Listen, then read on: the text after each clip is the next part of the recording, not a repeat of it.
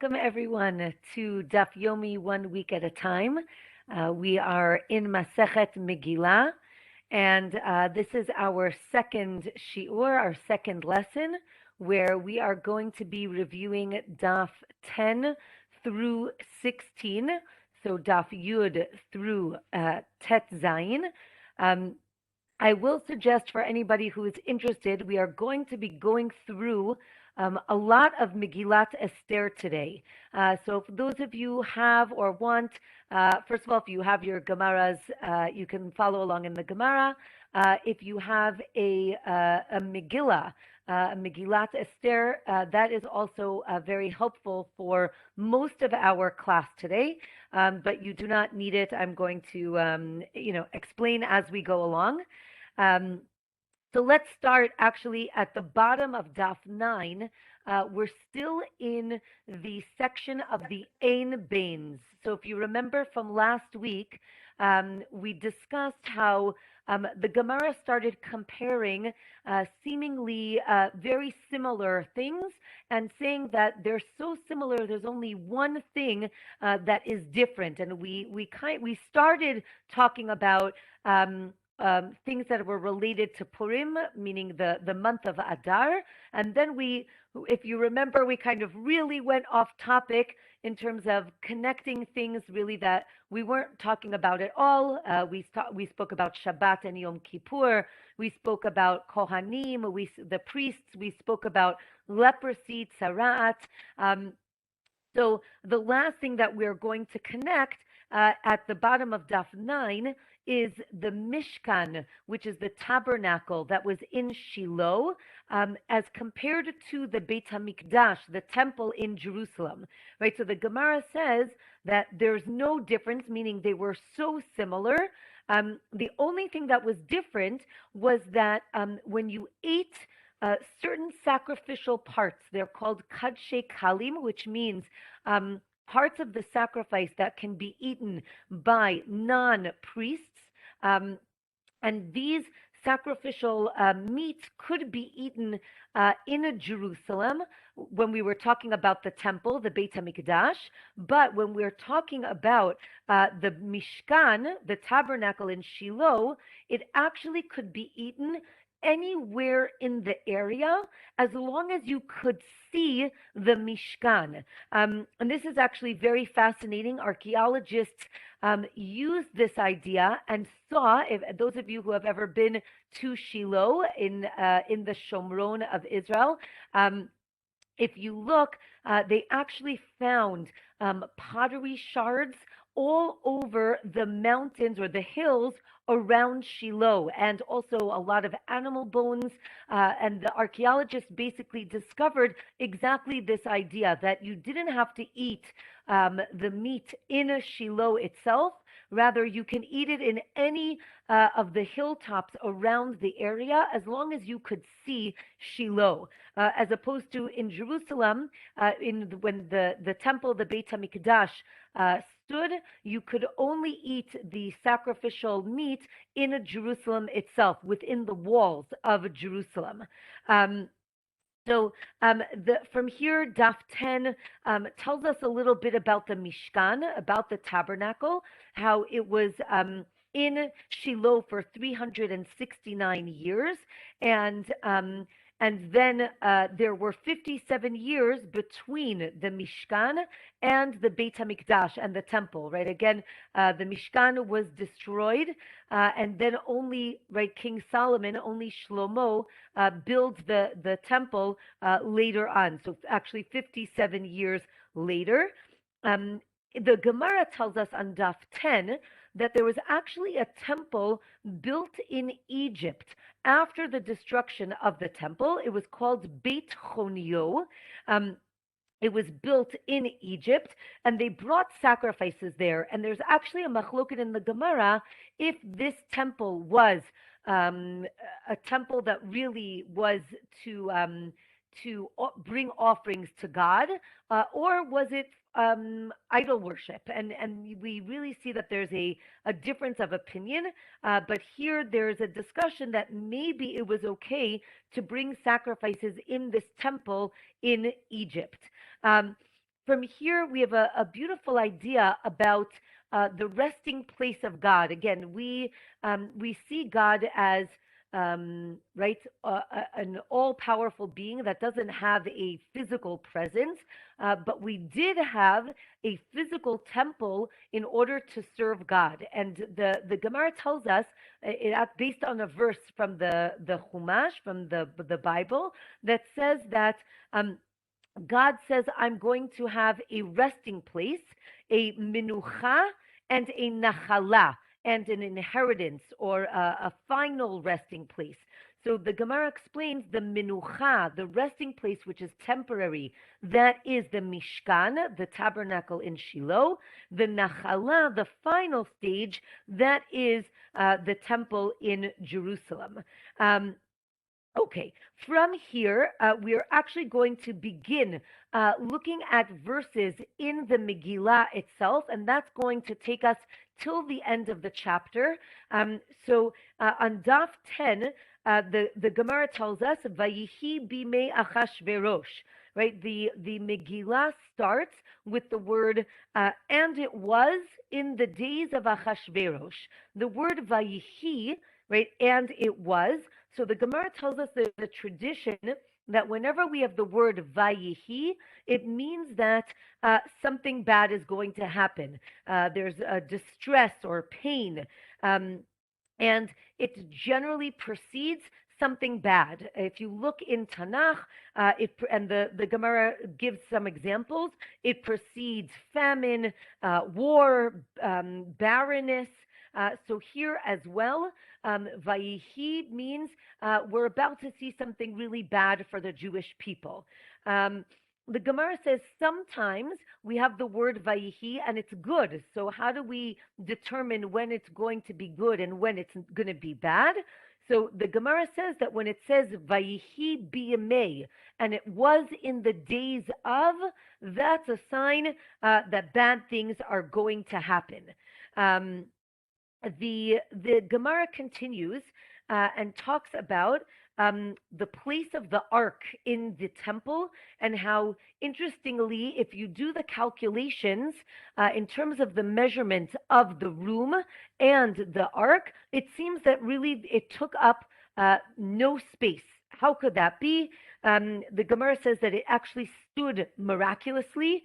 My husband actually has a theory that there's a theory of relativity in physics, so he talks about spiritual relativity, right? The closer you get to spirituality, the less space you take up. So that's his theory, which I think is a beautiful idea, and very supported by this Gemara that says that the ark stood miraculously and didn't take up any space. From here, the Gemara talks about different introductions to the Book of Esther, again to Megilat Ester.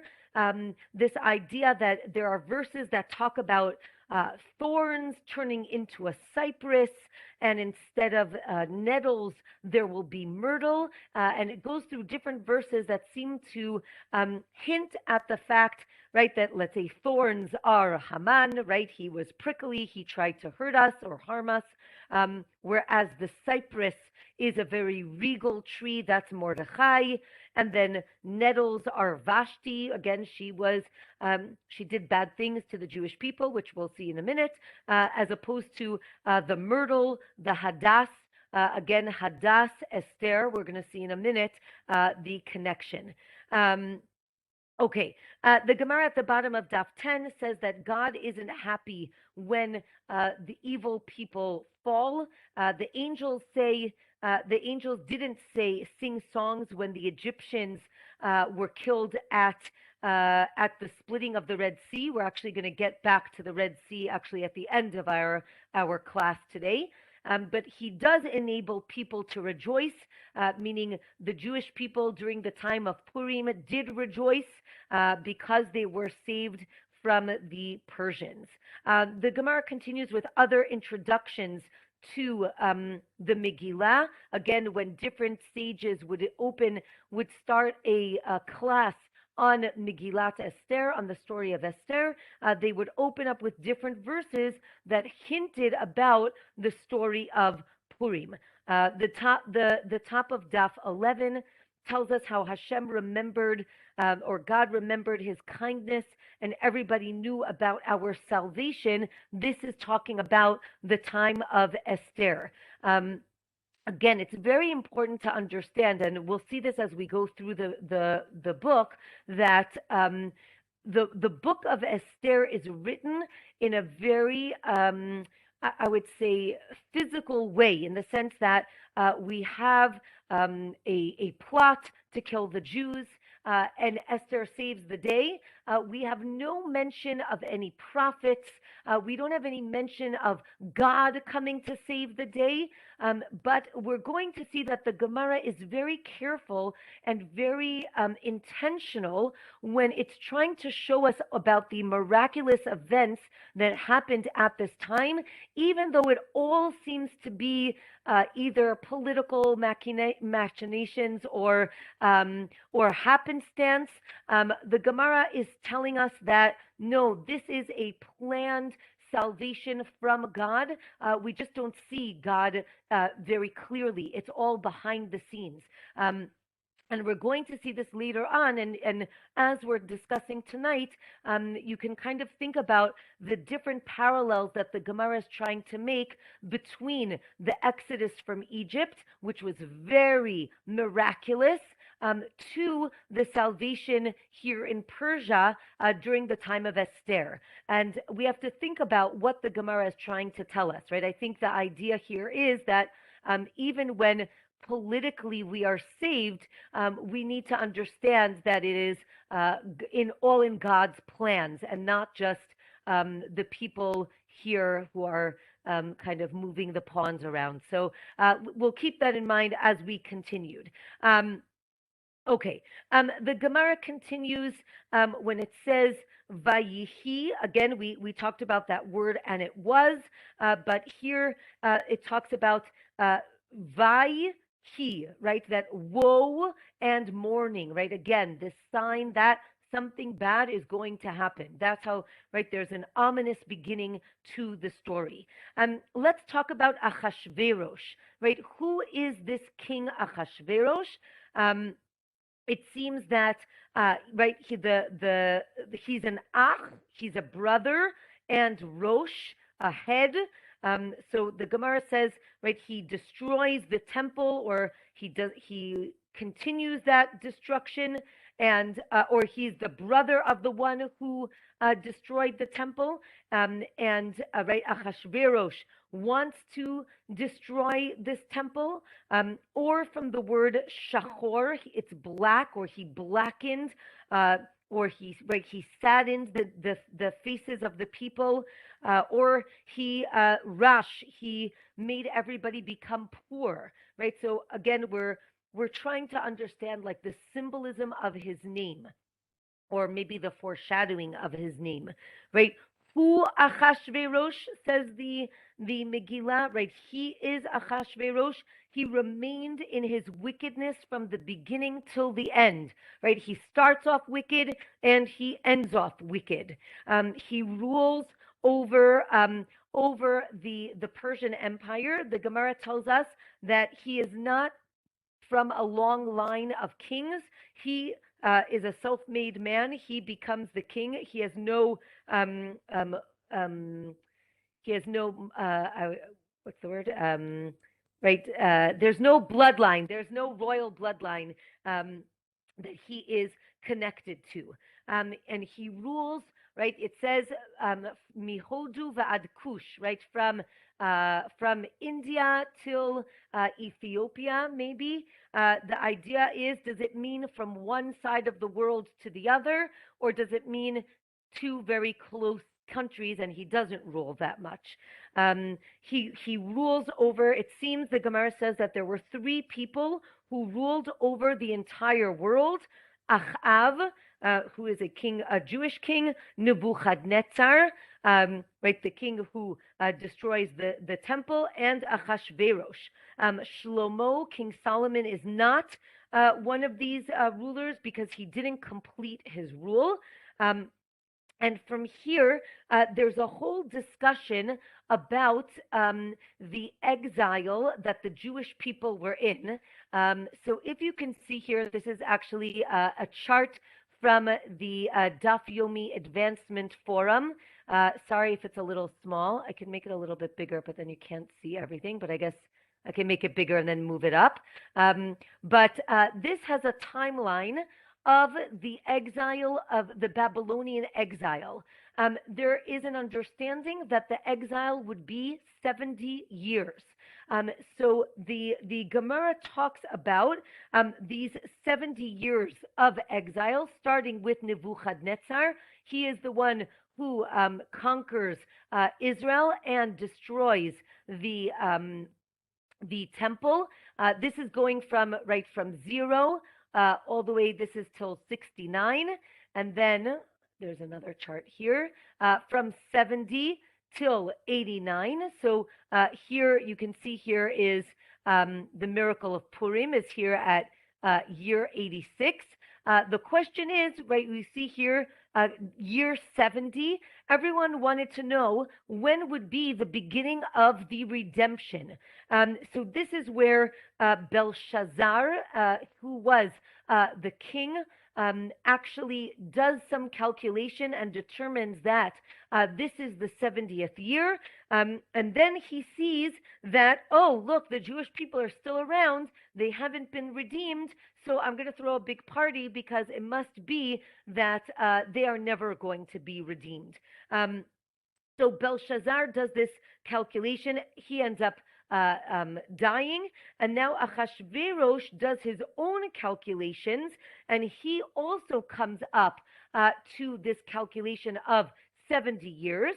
And the Gemara tells us that that is why in the beginning of our story, Ahashverosh takes out the vessels from the temple and he has a big party because he decided or determined that this is the end of the 70 years. The Jewish people are still under his rule, and therefore they will never be redeemed, and let's have a big party. Unfortunately, he also miscalculated. The question was, should you calculate from the destruction or should you calculate from when the exile started? And both of them were wrong. And there was a redemption, but it just happened a little bit later. The Gemara, right, it only happens during Darius's rule, Daryavish. Daryavish is the king, the Persian king who allows the Jewish people to go back and start to build the temple. Okay, Daf 12. We have a discussion about Daniel, who is a prophet, and he also makes a mistake in this calculation. Again, it seems to be a problem when, or it seems to be unclear when to start that 70 years for the exile. And then, of course, Koresh, Cyrus, is the one who really has the power to let the Jews rebuild Jerusalem, which he does, but he doesn't get too involved himself, which there is some criticism against Cyrus himself. The Gemara continues on Daf 12 and tells us that King Achashverosh wore the clothing of the high priest of the Kohen Gadol. Right? It says that he puts on glorious clothing. The word tiferet means glory, and that is the same word used when describing the high priest's clothing. So again, in case it wasn't obvious, many of the stories that you've heard about or surrounding the Book of Esther come from here, from these pages in the Gemara. So the Gemara here on Daf 12 actually has a disagreement, a machloket, to determine, was King Achashverosh very wise, right, and evil, or was he just foolish? And this discussion really takes us through the entire Megillah, the entire story, right? Is he conniving and he has this great plan from the beginning, or he's kind of seen as a pawn for Haman, who is definitely the evil mastermind. Okay, let's continue. The Gemara says that the Jews of the time went to King Achashverosh's party, and that's why they initially deserved to be punished. The Gemara says, well, not everybody went to the party, so why else would they have deserved to be punished? The Gemara says that they actually bowed down to idols in this time, but we see that they are saved at the end. So how could they be saved? So the Gemara says they didn't really bow down to the idols. They didn't do it out of a deep desire for idolatry. Rather, they were very afraid of Haman, and therefore they deserved to be spared. From here, Daf 12 describes the feast, the party that Ahashberosh sets out for all the people of his kingdom. It talks about the courtyard and the garden of the palace, the tapestries and the marble and the cushions. They sat on golden chairs. It says that there are diverse vessels. Again, as we said, these vessels come from the temple, and he decides to use them, though he will be punished for using them later on. The Gemara says that he serves wine to everybody. Everybody got the type of wine that they liked, that from their region. It seems that Mordechai and Haman seem to be pouring wine for everybody at the party. And since we're talking about Ahashverosh's party, now the Gemara talks about Vashti's party. So just to remind ourselves, Ahashverosh is married to Queen Vashti. She we'll see in a minute what's going on her side of the palace. But she actually, instead of making her feast in the women's area, she actually makes it very close to where the men were. It seems that there was a lot of indecency going on at this party. The Gemara says that the seventh day of the party happens to be, or not happens to be, but on purpose is Shabbat. And on Shabbat, it seems that, right, the Gemara says, look at the difference between the Jewish people and the non-Jews, right? Jewish people on Shabbat, they sit around their Shabbat table and they talk about Torah, they talk about important things, interesting things, spiritual things, and look at what the Persians are doing. They're sitting around at a feast, they're drinking, and they're doing very inappropriate, indecent things.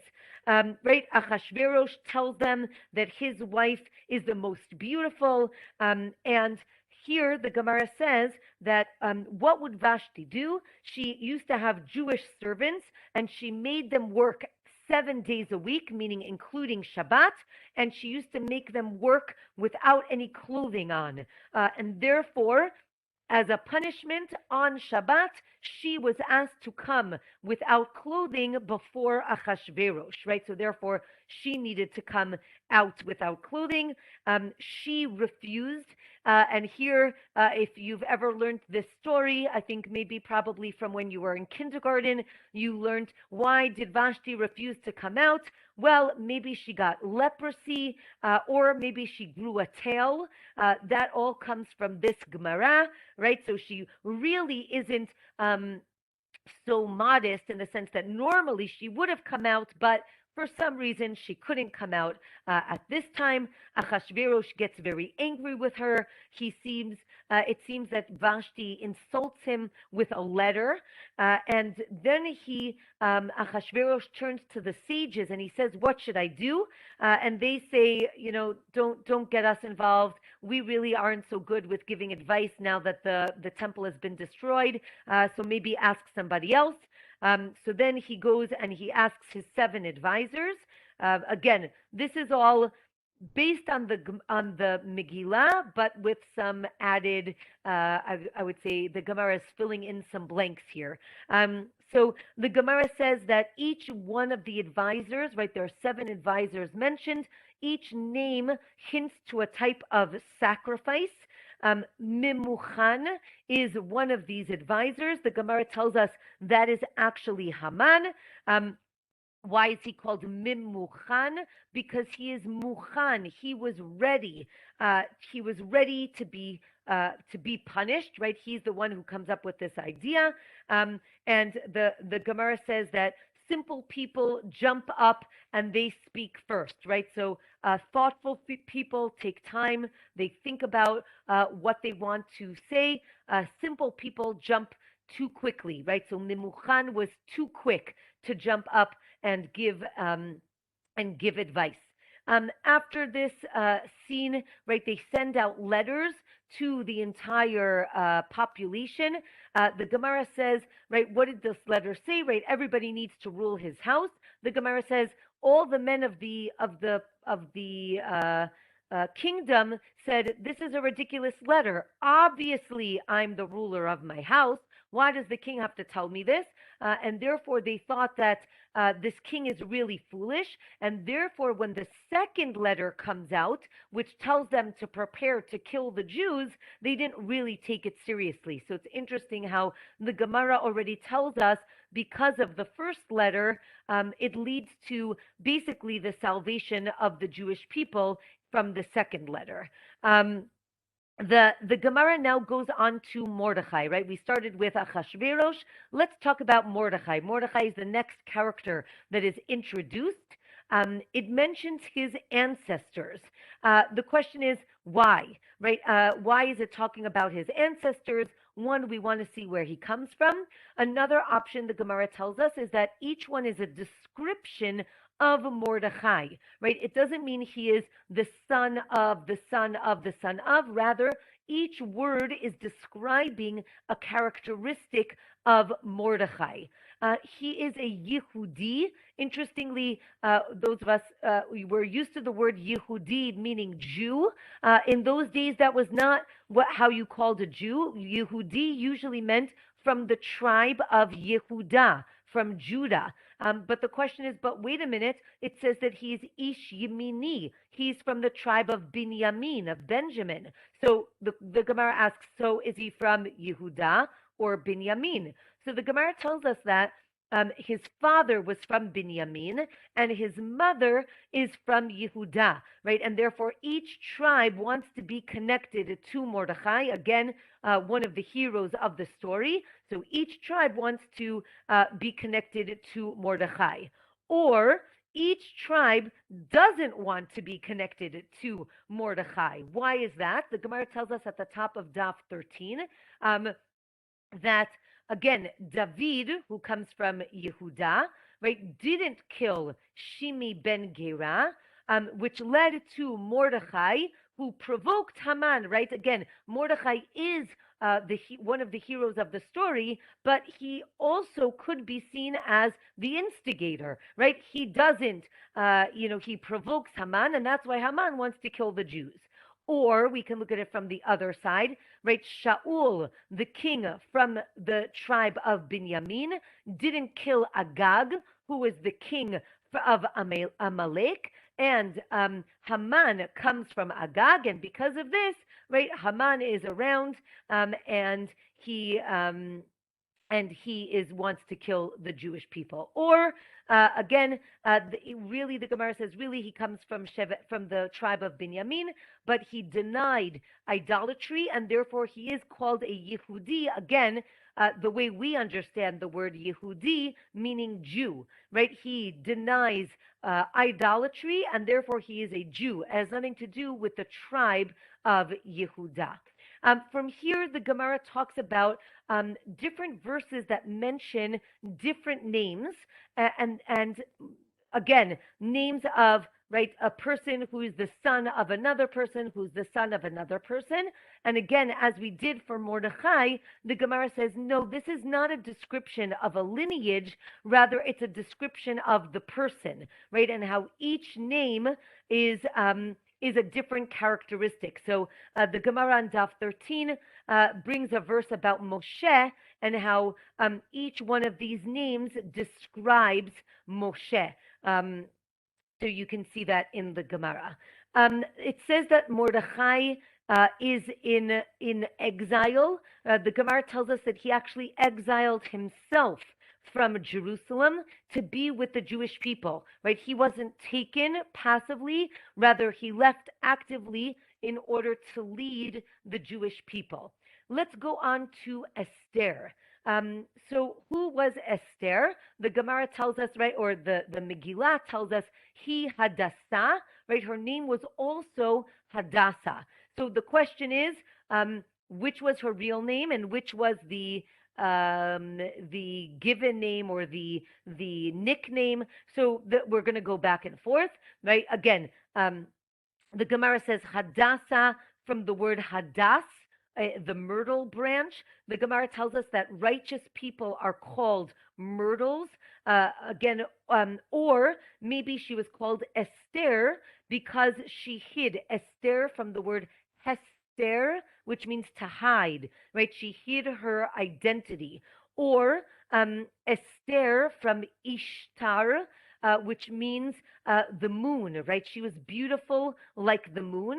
Or maybe Hadassah from the myrtle, but in the sense of she had a green complexion, right? For those of you who have heard that before, that she had an olive tint, that comes from this idea that she's called Hadassah. The Gemara tells us that she never knew her mother or her father. They both died before she was born. So how does that work? Basically, her father died while her mother was pregnant, and her mother died at childbirth. And therefore, Mordechai adopted her as a daughter, or, says the Gemara, he married her, right? He took her as a bat or bait, as a wife. Again, here is the midrash that Mordechai and Esther were really married. The Gemara tells us that Esther had 7 maidens that served her, one for each day of the week, and that's how she calculated what day it was, right? Because again, I guess she was locked in the palace, and therefore, when the servant number 7 came, she knew that it was Shabbat. We have Haggai, who is Haggai, who is the Swiss, the eunuch who takes care of Esther. So it says that he fed her kosher food, and or maybe non-kosher food, but like the choicest food, or maybe he gave her seeds, the idea that he knew that she could only eat certain types of food and he wanted to take care of her. The Gemara talks about the different preparations of the girls that they did in order to go and see Achashverosh. It seems that everybody loved Esther, right? Ahashberosh liked her the best. And again, she doesn't tell him where she's from, even though he tries to figure it out. And the Gemara tells us all these different ways that he tries to get it out of her, but she does not reveal her identity. From here, the Gemara, interestingly, goes into a discussion about modesty, about tzniut. And I think it's very interesting to understand. I think nowadays when we use the word modesty, especially when I speak with my students, or in general, when we speak of modesty, we think specifically about clothing, right? How is someone dressed? Are they being modest? Here, the Gemara is telling us that's not the essence of modesty. Modesty is about being a private person, about not sharing things, or not talking about things that are meant to stay private. So from here, the Gemara talks about, again, Esther doesn't share her identity. She's very modest. The Gemara tells us that if a person is modest, it leads to righteous children. How do they get that idea? That Rachel was a modest person, and because she doesn't reveal, or actually she does reveal, the secret code that Yaakov, that Jacob gives her, she gives that code to Leah, so that when her father changes who's going to marry Yaakov, Leah knows the secret code and she marries Yaakov instead of Rachel, right? And here the Gemara sees that as modesty, as humility, that Rachel shares that so that Leah wouldn't be embarrassed. And therefore, that led to the birth of Shaul, again, King Saul, when he was coronated as king. He doesn't scream from the rooftops, right? He doesn't put it on Twitter that he was just coronated as king. He, right, actually keeps it a secret. So the Gemara says that is a modest characteristic, and that leads to the birth of Esther. Again, they're all from the same line, the same lineage. Again, Esther being this modest person. So just interesting how they're all connected. Esther, right, it says was faithful to Mordechai, right? She does exactly as he says. And it seems, again, going with the idea that they were married, it says that she actually purified herself from when she was taken to be with Achashverosh to when she went to be with her husband, Mordechai. From here, we have a description of the plan to assassinate Ahashberosh, right? Bigtan and Teresh are the two conspirators who want to kill Ahashverosh. Mordechai stops them. The Gemara describes how he does that on Daf 13. A very important line, the Gemara tells us that God only strikes the Jewish people after he creates the remedy, right? The Gemara tells us that God creates, right, the trufa, the remedy, before the makah, before he is going to punish us. However, for non-Jews, when he wants to punish them, he punishes them, and then there is a remedy maybe later on. The Gemara tells us that Haman really only wanted to first punish Mordechai. Then he says, you know what, I want to punish all the rabbis. And then he says, you know what, I just want to kill all the Jews, right? The lottery, the pur, right? The word Purim comes from the lottery that was cast by Haman, falls out in Adar. Haman is so happy, the Gemara tells us, because Adar is the month that Moshe died. So Haman sees that it's a very good date to kill the Jewish people. He didn't know, says the Gemara, that it is actually the month that Moshe was also born. Right? Moshe was born and died on the 7th of Adar, and therefore it is a good month and not a bad month. Again, here the Gemara goes through at the bottom of 13 the entire discussion between Haman and Ahashberosh, how Haman persuades Ahashverosh to kill the Jews.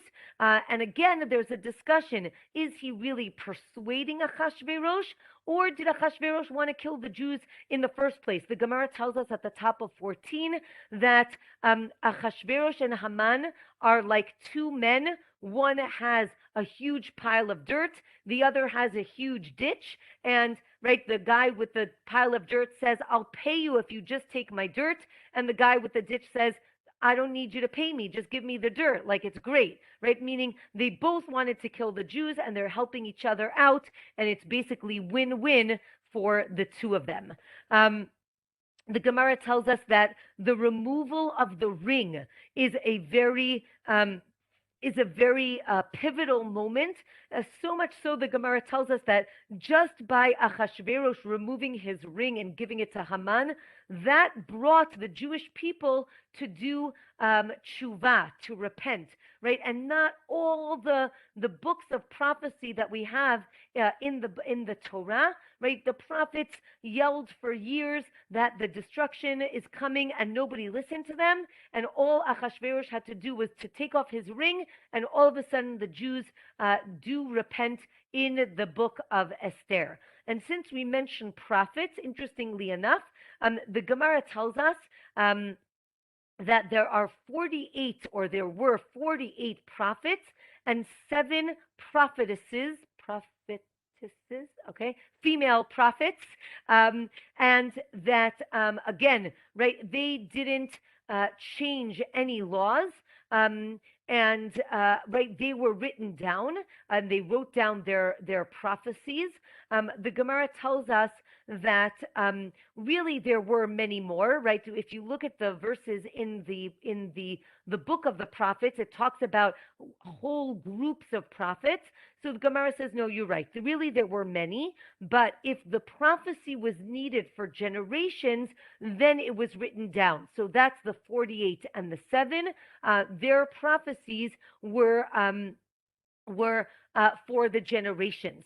From here, we have a beautiful discussion about the 7 female prophets. Who were they? Sarah, Miriam, Dvorah, Hannah, Abigail. Abigail, who is the right.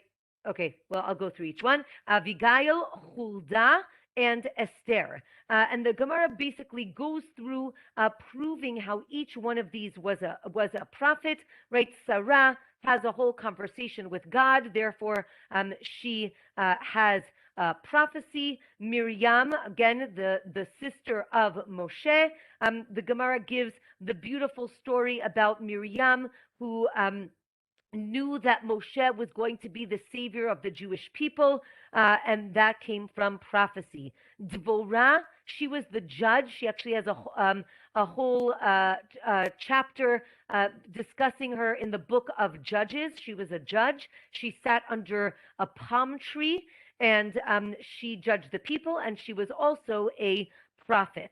Hannah is from the first chapter in the book of Samuel, of Shmuel. She is the mother of Shmuel. And she, again, has a whole discussion with God about giving her a child. She's barren for many, many years. She, by the way, and it's important to realize, and if those of you remember, we learned that her prayer is the source for our prayer, right? For our Shmona Esrei, the silent Amidah. Many of the laws that we keep nowadays come from her prayer. So that's just important to understand. Abigail, she becomes the wife of King David, of David HaMelech, but she is originally married to someone else. And she actually saves her husband's life from being killed by David, and she gives very good advice. And the Gemara describes that she has prophecy, that she knows that she, that she will eventually marry David, and he is going to actually get in trouble with Bathsheba. Huldah is a prophet from the Book of Kings. The Gemara tells us that they sent a Torah to her to interpret.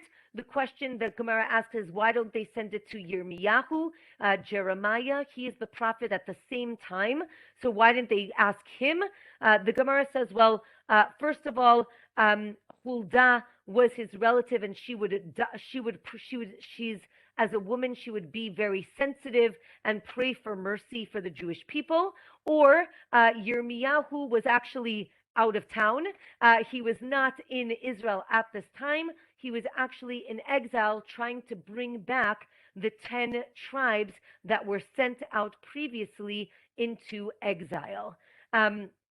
Esther, as we said, her book is written with Ruach HaKodesh, with divine inspiration. The Gemara goes through different verses that explain how we know that she wrote it with this divine inspiration. From here, we say that Huldah comes from Yehoshua, from Joshua, and or maybe from Rachav, to remind us Rachav was the woman in the beginning of the book of Yehoshua, of Joshua. She is the woman who owns the brothel, who hides the 2 spies that come into Jericho, into Jericho, and she is later saved. Right? They promise that they're going to come back and save her. She is saved, and we're going to see here at the top of the bottom of 14, the beginning of 15, that Rachav actually converts and she marries Yehoshua, and therefore she has 8 prophets that come from her. Right? She has merited this great merit. Okay, the Gemara talks about from here, there are 4 beautiful women. And I think it's really interesting in my group of women that we learned together here in my neighborhood. We had an interesting discussion that we just went through a whole list of women who were leaders, who were prophets. And now the Gemara talks about 4 women who were the most beautiful women. And is that seen as a virtue? And if so, why? It's just a very interesting discussion. So who are these 4 beautiful women? Sarah, again, who is also a prophet, Abigail, Rachel, and Esther. So again, it's an interesting thing to think about why the Gemara talks about beauty. I think it's really about these women use their power, their beauty for good, right? To I would say lead, to be charismatic leaders, either on a personal level, on a national level. So it's interesting to think about what happens, what the Gemara is trying to teach us.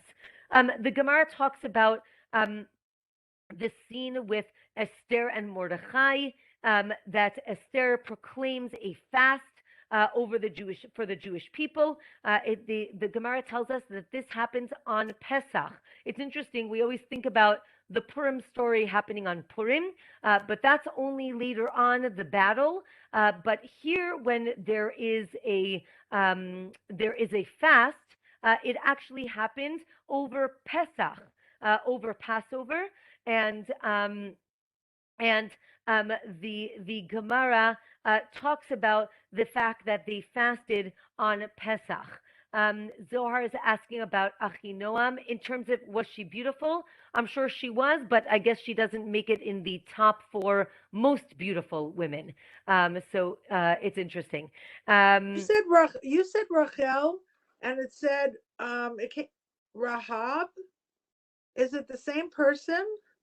Rachav was yes, Rachav is not the same person. Rachav is who I mentioned before, in the one from Yericho. Yes, sorry. Yes, correct. So Rachav was who we mentioned in Yericho, how she was so beautiful.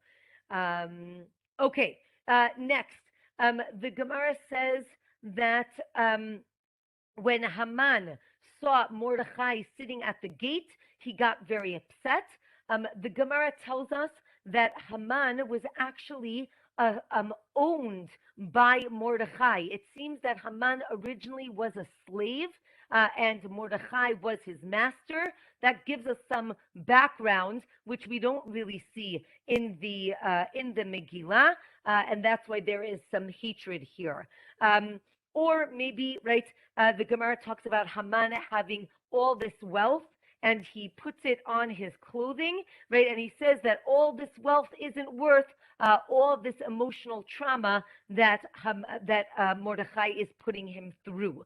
The Gemara tells us that God will be a crown of glory for righteous people in the next world. Again, since we're talking about glory and crowns and jewels, so the Gemara is kind of connecting those 2 ideas. The Gemara interestingly compares, and we did learn this before, the chapter 22 in Tehillim, in Psalms. If you look at that chapter, the Gemara tells us that is actually written about the story of Esther. So you can look at it after this class, but the Gemara goes through different verses in that chapter, right? Esther says, Hashem, please don't leave me. Why did God leave her? It seems that she went through an area in the palace that had a lot of idols. So the holy, right, I would say the Shekhinah, right, the Holy Spirit left her, and then she says, no, come back, I need your help. So the Gemara describes that when Esther comes to Achashverosh, to the king, where she's going to invite him to her feast, it says that there were 3 angels that helped her when she went to go see him, and that it says that the king extends his scepter towards Esther. There's a whole discussion of the scepter miraculously growing and reaching her. It seems it grows it gets very large. It seems that also the Gemara compares this to the daughter of Paro. We learned it we saw it in last week's parsha, when the daughter of Paro goes and sees Moshe, right, baby Moshe, in the basket in the Nile, and it says she extends her hand. So the Midrash tells us that her hand actually miraculously extends in order to bring Moshe to her. Again, as I mentioned, a correlation between the Purim story and what's happening in Egypt as well. The Gemara asks, why did Esther invite Haman to the banquet? Right, the famous question. Why does she think this is a good idea? It definitely gets Achashverosh upset. So the Gemara actually gives 12 different answers. Either it's to set a trap, or she wants to keep her enemy close, or she wants to keep an eye on him, or that maybe, right, so that to make the king jealous, right? The Gemara asks, they say that they asked Eliyahu, right, Elijah, the prophet, really who, the Gemara asks which one of these answers is true. Eliyahu says it's all 12, right? Basically, she has many reasons that she invites Haman to her feast. From here, the Gemara tells us that Haman had 30 sons, right? 10 died, 10 were hanged, and 10 became poor, or maybe 70 became poor, or maybe 208 became poor, right? Maybe he had many sons. From here, the very famous line, right? And it was on that night, Balayla Hahu Nadida Shnat Hamelech, right? On that night, the king couldn't sleep, right? And here, famously, the Gemara tells us which king, right? We know Ahashberosh couldn't sleep, but the Gemara tells us God couldn't sleep, right? God is upset by what's going on. And then the Gemara tells us, right, why couldn't Ahashverosh sleep?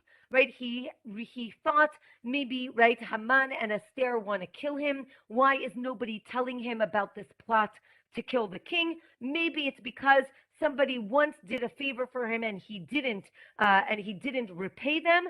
So now let's go see, right, and that's the reason he asks the scribe to read the book of the basically the historical account of what has been happening. Maybe somebody did something for the king and he didn't honor him.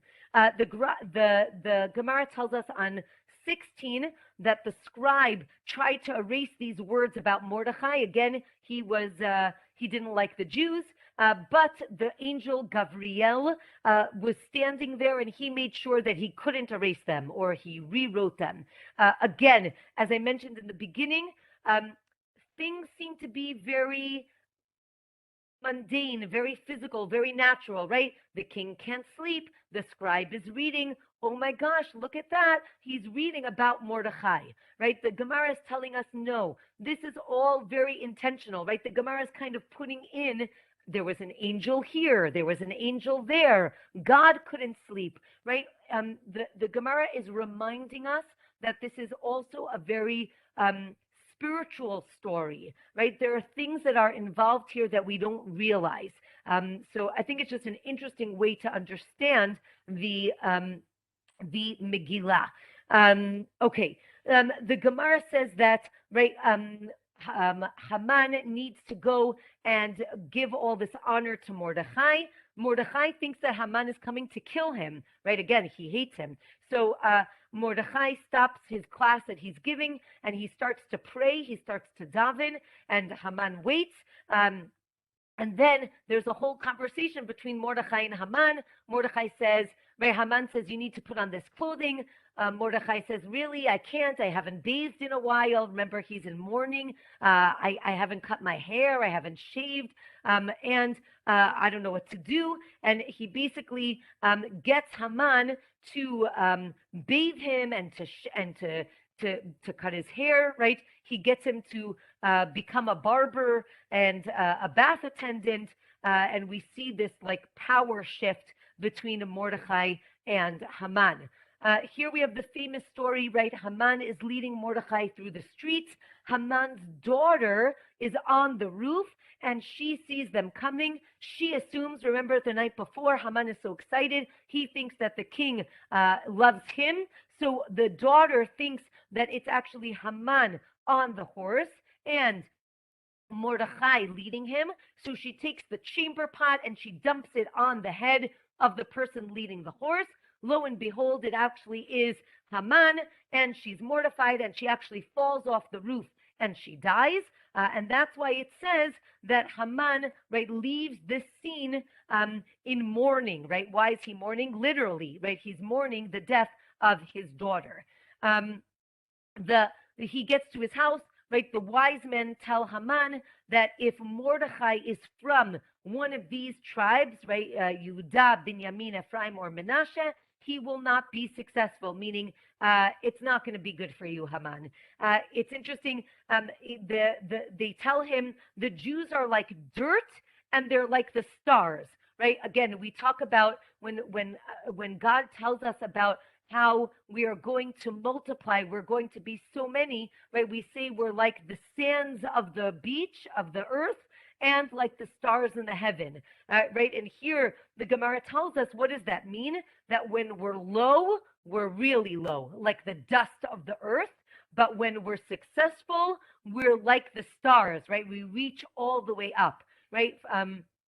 Interesting. This actually reminds me of the Hasidic rabbi who used to have two pieces of paper in his pocket, right? One said, right, I am like the dust of the earth, right? Anochi afar va'efer, I'm like dust. The other says, Bishvili nivra ha'olam, right? The world was created for me, right? And he teaches this idea that at different times in my life, I need a different piece of paper, right? When I'm feeling really low, I need to take out the paper that says, God put me on this earth so that I can do really important things, right? Reach for the stars. On the other hand, when I'm feeling really high, I have to remember that we're like the dust of the earth, right? I need humility. So it's interesting to think about the role of the Jews or anybody, this idea of ambition, inspiration, aspiration versus humility. Okay. The Gemara tells us that Esther comes from royalty, and that's why Haman was able to talk to her directly. And now we get to the scene where at the banquet, Esther tells Ahashberosh what's happening. The king gets very angry and he leaves, and Haman is there, right? The Gemara tells us that there was an angel who pushed Haman onto the bed, and therefore, right, that made the king even angrier.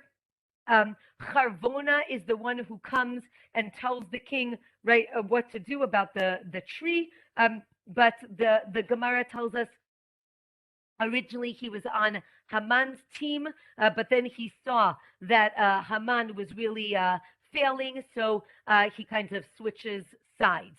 From here, the Gemara talks about, since we're talking about revealing your identity, the Gemara now goes to Yosef, right? When Joseph reveals his identity to the brothers, and there's a lot of parallel here. From here, the Gemara talks about the pasuk, right, that we actually say in Havdalah, right? La Yehudim hayta ora simcha v'sason v'ikar, right? The Jews had light. What's light? We had Torah, we had simcha, we had happiness, those are the festivals. Sason, also joy, that's the ability to do circumcision, Brit Milah. Yakar, we have honor, that is tefillin, right? The ability to put on a tefillin. From here, just lastly, I want to show you the Gemara talks about the unique way that the 10 sons of Haman are written in the Megillah. So you can see here, the Megillah is written with the 10 sons written like in a column, one on top of the other. So the Gemara tells us that the 10 sons of Haman, you need to see them all in one breath, because they were all killed at the same time, and they're written this way, right? When the Torah wants to write something in a negative way, it writes it this way, because it says, right, that if one of them falls, right, they fall all the way to the bottom, they can't rise up, as opposed to, interestingly, if you look at, you can see here, I brought you what it looks like in the Torah when the Torah writes Az Yashir. This is a shirah, a song of praise.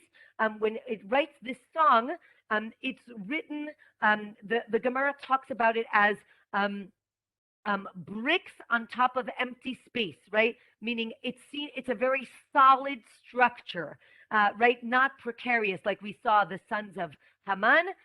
So when we want to sing, when we want to talk about something positive, it's written in this way.